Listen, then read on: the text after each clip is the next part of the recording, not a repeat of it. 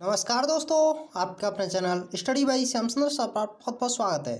तो आज की इस वीडियो में हम एक ऐसा पेपर लेकर आए हैं कि हाल ही में हो रहे पेपर भी उन्हीं से मिले जुले आ रहे हैं। तो आज हम कवर करेंगे BA part third question paper 2018। जी हाँ, बीए थर्ड ईयर वालों के लिए जो पेपर 2018 में हुआ था हिंदी साहित्य, जिसे हम हिंदी लिटरेचर बोलते हैं, उसका तृतीय प्रश्न पत्र लेकर आए हैं, जिसका पूरा नाम है क्षेत्रीय भाषा और साहित्य। क्षेत्रीय भाषा और साहित्य का 2018 में किस तरह का पेपर हुआ था, किस तरह के क्वेश्चन आए थे, उन्हीं को हम देखने वाले हैं। तो आपको बता दें नोट में कि आपका नोट कुछ अलग ही आता था। अब की बार आपके 10 क्वेश्चंस में से आपको केवल 4 क्वेश्चंस के जवाब देने हैं, जबकि पहले आपका 3 घंटे का पेपर होता था, उसमें आपको खंड आ से 5 प्रश्नों के उत्तर देने होते थे, जबकि खंड बा से 3 प्रश्नों के उत्तर देने होते थे, जबकि खंड सा से आपको 2 प्रश्नों के उत्तर देना अनिवार्य होता था। आइए जानते हैं खंड आ से संबंधित कौन कौन से क्वेश्चन थे। तो खंड आ से संबंधित हम देखने वाले हैं, इसका नोट देख लेते हैं। पहले निम्नलिखित लघुत्तरीय प्रश्नों में से किन्हीं 5 प्रश्नों के उत्तर दीजिए। तो इनमें से आपको 8 क्वेश्चंस में से केवल 5 प्रश्नों के ही जवाब देने थे, जबकि इसमें से पहला क्वेश्चन था लोक साहित्य में लोक मंगल की भावना पर प्रकाश डालिए।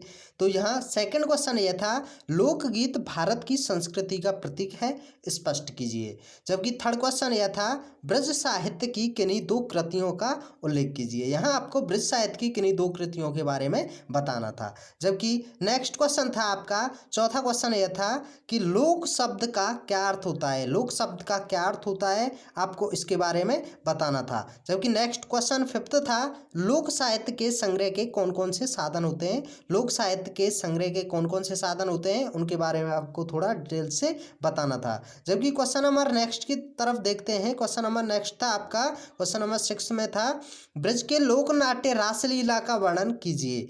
ब्रज के लोकनाट्य रासलीला का वर्णन करने को बोला गया था। जबकि क्वेश्चन नंबर 7 था क्षेत्रीय भाषा का क्या आशय है। क्षेत्रीय भाषा क्या होती है, किस तरह की होती है, इसके बारे में आपको थोड़ा सा बता देना था। जबकि क्वेश्चन नंबर 8 था लोकोक्ति तथा मुहावरे में अंतर लिखिए। लोकोक्ति और मुहावरे में क्या अंतर होता है, इसके बारे में आपको बताना था। जबकि खंड बा से संबंधित पूछे गए प्रश्नों को देख लेते हैं। आइए खंड बा से संबंधित प्रश्नों को देखते हैं कौन कौन से थे। इसका नोट था निम्नलिखित दीर्घ उत्तरीय प्रश्नों में से किन्हीं 3 प्रश्नों के उत्तर दीजिए। यहाँ आपको केवल 3 प्रश्नों के जवाब देने थे, लेकिन हम आपको बता दें इस बार जो पेपर हो रहे हैं आपके, उनमें से आपको 10 क्वेश्चंस में से केवल और केवल आपको 4 क्वेश्चंस के ही जवाब देने हैं।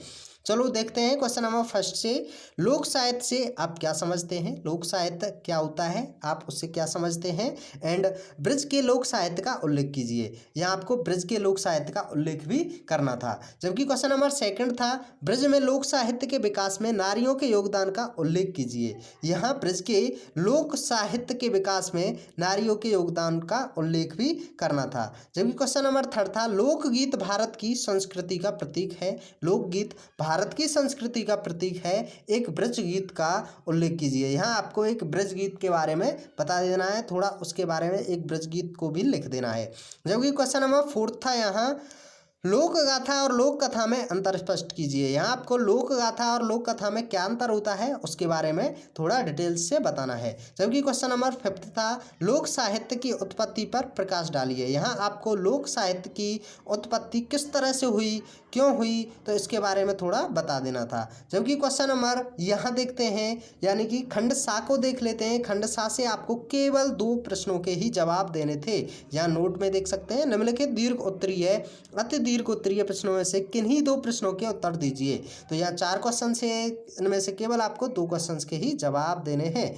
तो देखते हैं यहाँ पहला क्वेश्चन है लोकगीतों की भारतीय परंपरा पर विचार कीजिए। लोकगीत जो है हमारे भारत में, उनकी परंपरा पर आपको विचार करके बताना था। जबकि क्वेश्चन नंबर नेक्स्ट था सत्यनारायण कवि रत्न का परिचय देते हुए उनके कृतित्व पर प्रकाश डालिए। यहाँ आपको सत्यनारायण कवि रत्न का परिचय भी देना है और उनकी कौन कौन सी कृति हैं उनके बारे में थोड़ा सा बता देना है। जबकि क्वेश्चन नंबर 3 था, गया प्रसाद शुक्ल स्नेही के व्यक्तित्व एवं कृतित्व पर प्रकाश डालिए। यहाँ भी आपको गया प्रसाद शुक्ल यानी कि स्नेही जी के व्यक्तित्व के बारे में बताना था, यानी कि उनके जीवन परिचय को आप यहाँ लिख सकते हैं और उनकी कौन कौन सी कृतियाँ हैं उनके बारे में आप डिटेल से बता सकते हैं। जबकि क्वेश्चन नंबर लास्ट यह था, यहाँ हम आपको लास्ट क्वेश्चन बताने से पहले आपको बता दें, यदि आप इसी तरह के अन्य पेपर्स भी देखना चाहते हैं और इस वर्ष हो रहे पेपर के सॉल्यूशन भी देखना चाहते हैं तो आप हमारे चैनल से जुड़ सकते हैं, जिसके लिए आपको हमारा चैनल सब्सक्राइब करना पड़ेगा, साथ ही साथ बेल आइकन दबाना पड़ेगा, जिससे कि हमारी जितनी भी वीडियोज होती हैं उनकी नोटिफिकेशन आप तक